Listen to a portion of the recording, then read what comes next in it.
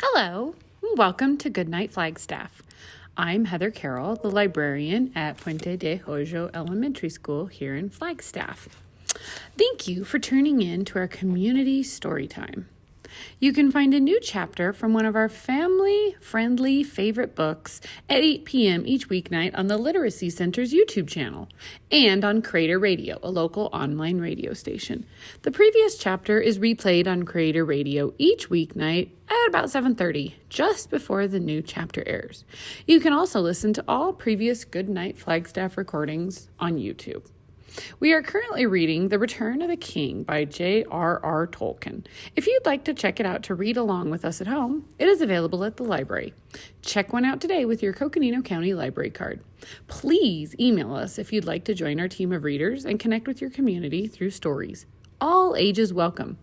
Our email is goodnightflagstaff@gmail.com. The last time we read together, Pippin found Merry and led him to the houses of healing in hopes that Merry's injured arm could be mended. Faramir and Éowyn were there, as well as many others. The people tending them were at a loss as to how to bring them back to full health, but a wise woman recited a line of lore giving Gandalf hope that there was a way to heal. If Aragorn can be supplied with the right herbs, healing could begin. But where would they find such herbs? Will they succeed? Thereupon the herb master entered. "Your lordship asked for kingsfoil, as the rustics name it," he said, or athalas in the noble tongue, or, to those who know somewhat of the Valinorian, "I do so," said Aragorn, "and I care not whether you say now Asea, Aranian, or kingsfoil, so long as you have son." "Your pardon, lord," said the man. "I see you are a lore master, not merely a captain of war. But alas, sir, we do not keep this thing in the houses of healing, where only the gravely hurt or sick are tended, for it has no virtue that we know of, save perhaps to sweeten a fouled air or to drive away some passing heaviness. Unless, of course, you give heed to rhymes of old days, which women such as our good J.R.R. still repeat without understanding. When the black breath blows, and death's shadow grows, and all lights pass. Come, Athalas, life to the dying, in the king's hand lying. It is a doggerel, I feel, garbled in the memory of old wives. Its meaning I leave to your judgment, if indeed it has any. But old folk still use an infusion of the herb for headaches. Then in the name of the king, go and find some old man of less lore and more wisdom who keeps some in his house, cried Gandalf. Now Aragorn knelt beside Faramir and held a hand upon his brow, and those that watched felt the same great struggle was going on. For Aragorn's face grew gray with weariness, and ever and anon he called the name of Faramir, but each time more faintly to their hearing, as if Aragorn himself was removed from them, and walked afar in some dark vale, calling for one that was lost. And at last Burgle came running in, and he bore 6 leaves in a cloth. "It is kingsfoil, sir," he said, "but not fresh, I fear. It must have been cold 2 weeks ago at the least. I hope it will serve, sir." And then looking at Faramir, he burst into tears. But Aragorn smiled. "It will serve," he said. "The worst is now over. Stay and be comforted." Then taking 2 leaves, he laid them on his hands and breathed on them, and then he crushed them, and straightway a living freshness filled the room, as if the air itself awoke and tingled, sparkling with joy. And then he cast the leaves into the bowls of steaming water that were brought to him, and once all hearts were lightened. For the fragrance that came to each was like a memory of dewy mornings, of unshadowed sun in some land, of which the fair world in spring is itself but a fleeting memory. But Aragorn stood up as one refreshed, and his eyes smiled as he held a bowl before Faramir's dreaming face. "Well now, who would have believed it?" said Ioreth to a woman that stood beside her. "The weed is better than I thought. It reminds me of the roses of Imloth Milui when I was a lass, and no king could ask for better." Suddenly Faramir stirred, and he opened his eyes, and he looked on Aragorn, who bent over him, and the light of knowledge and love was kindled in his eyes, and he spoke softly, "My lord, you called me. I come. What does the king command?" "Walk no more in the shadows, but awake," said Aragorn. "You're weary. Rest a while, and take food, and be ready when I return." "I will, lord," said Faramir. "For who would lie idle when the king has returned?" "Farewell, then, for a while," said Aragorn. "I must go to others who need me." And he left the chamber with Gandalf and Imrahil, but Beregond and his son remained behind, unable to contain their joy. As he followed Gandalf and shut the door, Pippin heard Eilrith exclaim, "King, did you hear that? What did I say? The hands of a healer, I said." And soon the word had gone out from the house that the king was indeed come among them, and after war he brought healing, and the news ran through the city. But Aragorn came to Éowyn, and he said, "Here there is a grievous hurt and a heavy blow. The arm that was broken has been tended with due skill, and it will mend in time, if she has the strength to live. It is the shield arm that is maimed, but the chief evil comes through the sword arm. In that there now seems no life, though it is unbroken. Alas, for she was pitted against a foe beyond the strength of her mind and body, and those who will take a weapon to such an enemy must be sterner than steel, if the very shock shall not destroy them. It was an evil doom that set her in his path, for she is a fair maiden, fairest lady of a house of queens, and yet I know not how I should speak of her. When I first looked on her and perceived her unhappiness, it seemed to me that I saw a white flower standing straight and proud, shapely as a lily, and yet knew that it was hard, as if wrought by elf rites out of steel.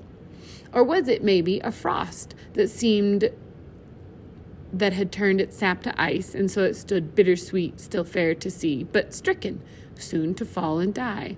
Her malady begins far back before this day. Does it not, Éomer?" "I marvel that you should ask me, lord," he answered, "for I hold you blameless in this matter, as in all else, yet I knew not that Éowyn, my sister, was touched by any frost until she first looked on you. Care and dread she had and shared with me in the days of Wormtongue and the king's bewitchment, and she tended the king in growing fear, but that did not bring her to this pass." "My friend," said Gandalf, "you had horses and deeds of arms and the free fields, but she, born in the body of a maid, had a spirit and courage, at least the match of yours. Yet she was doomed to wait upon an old man whom she loved as a father, and watched him falling into a mean, dishonored dotage, and her part seemed to be more ignoble than that of the staff that he leaned on. Think you that Wormtongue has poison only for Theoden's ears? Dotard, what is the house of Url but a thatched barn where brigands drink in the reek and their brats roll on the floor among their dogs? Have you not heard those words before? Saruman spoke them, the teacher of Wormtongue, though I do not doubt that Wormtongue at home wrapped their meaning in terms more cunning. My lord, if your sister's love for you and her will still bent to her duty had not restrained her lips, you might have heard even such things as these escape them.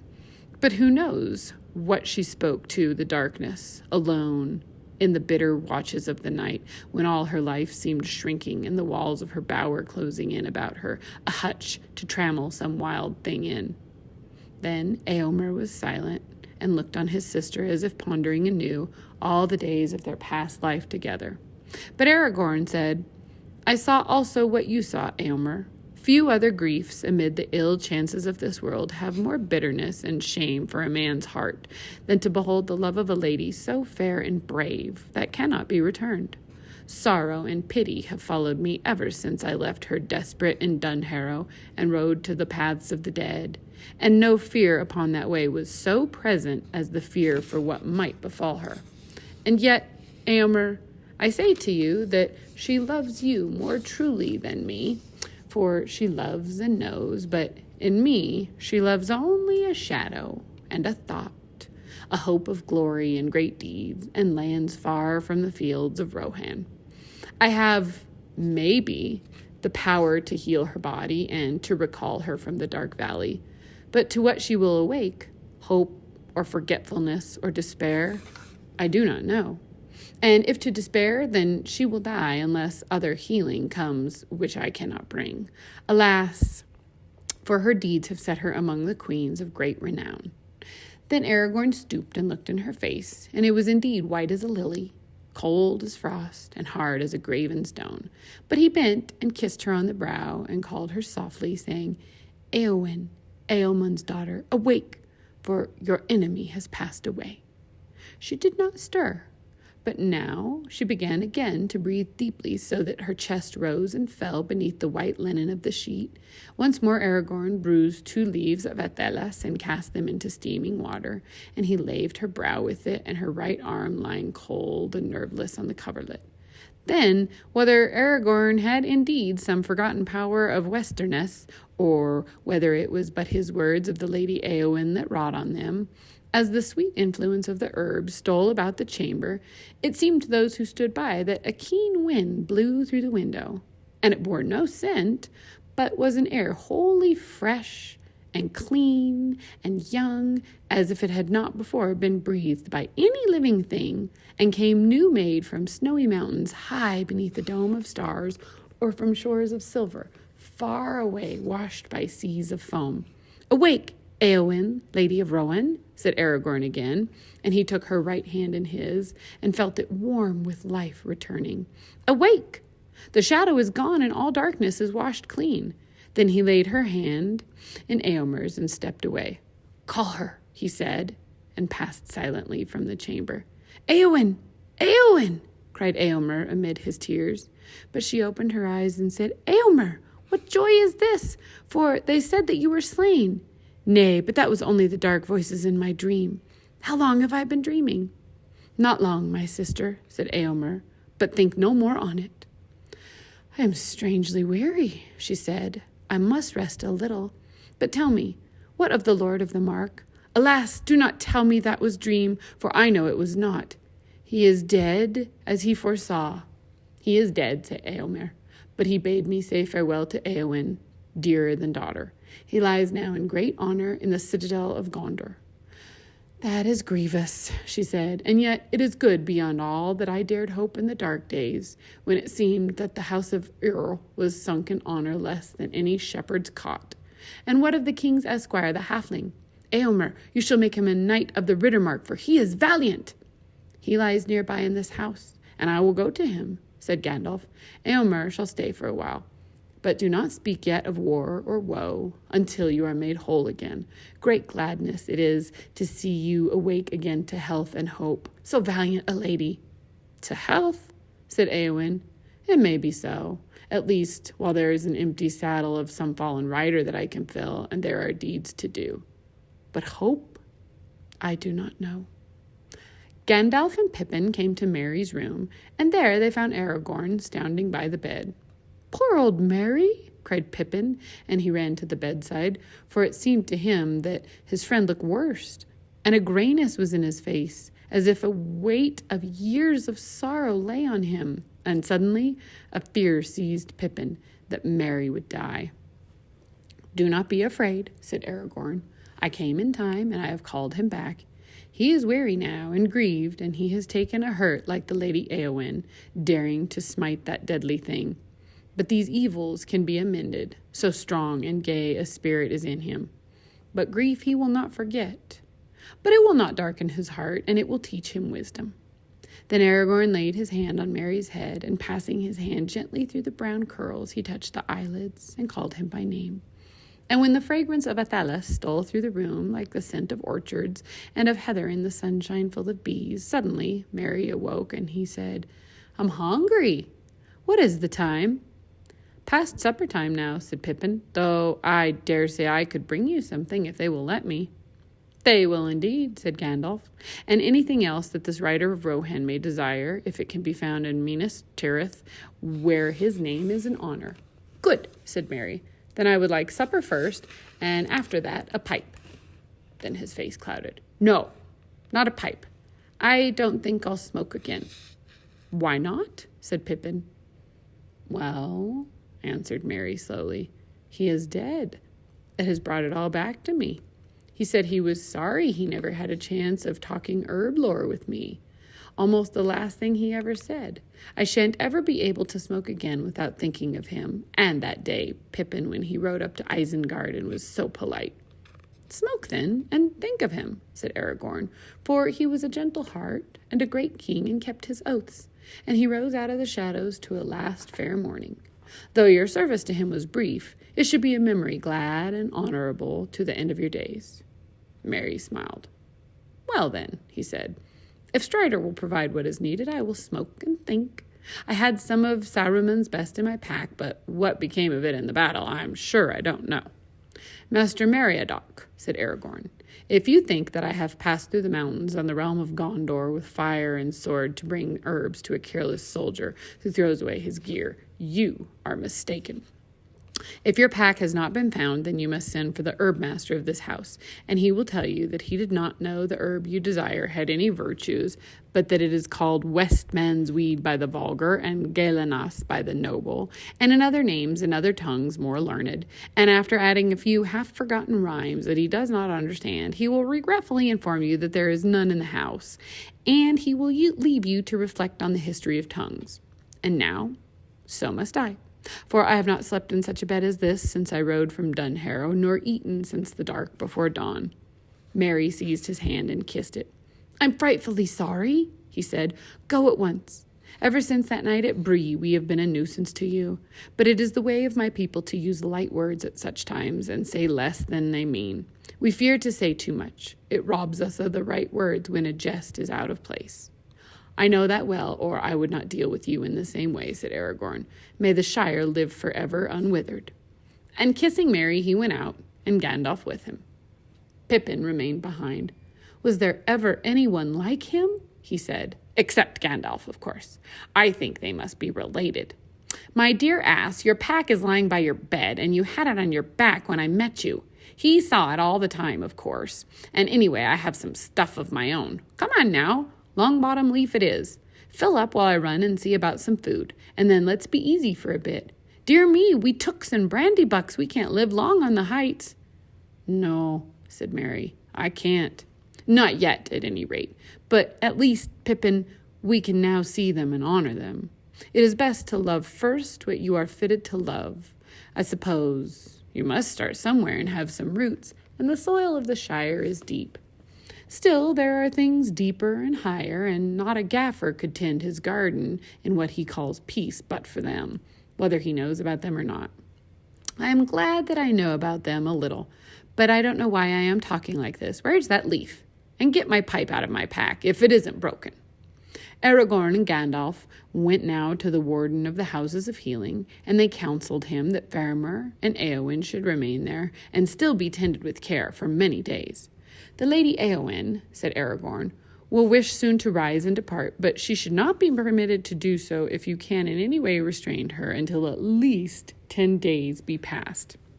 As for Faramir, said Gandalf, he must soon learn that his father is dead, but the full tale of the madness of Denethor should not be told to him until he is quite healed and his duties to do. See that Beregond and the Parian who are present do not speak to him of these things yet. And the other Parian, Meriadoc, who is under my care, what of him? Said the warden. It is likely that he will be fit to arise tomorrow for a short while, said Aragorn. Let him do so if he wishes. He may walk a little in the care of his friends. They are a remarkable race, said the warden, nodding his head. Very tough in the fibre, I deem. At the doors of the houses, many were already gathered to see Aragorn, and they followed after him. And when at last he had supped, men came and prayed that he would heal their kinsmen or their friends, whose lives were in peril through hurt or wound, or who lay under the black shadow. And Aragorn arose and went out, and he sent for the sons of Elrond, and together they labored far into the night. And word went through the city, the king is come again indeed. And they named him Elfstone, because of the green stone that he wore, and so the name which it was foretold at his birth that he should bear was chosen for him by his own people. And when he could labor no more, he cast his cloak about him and slipped out of the city and went to his tent just ere dawn and slept for a little. And in the morning of the banner of Dol Amroth, a white ship like a swan upon blue water floated from the tower, and the men looked up and wondered if the coming of the king had been but a dream. Thank you for tuning in. Join us next time for Chapter 9 in Book 5 of The Return of the King.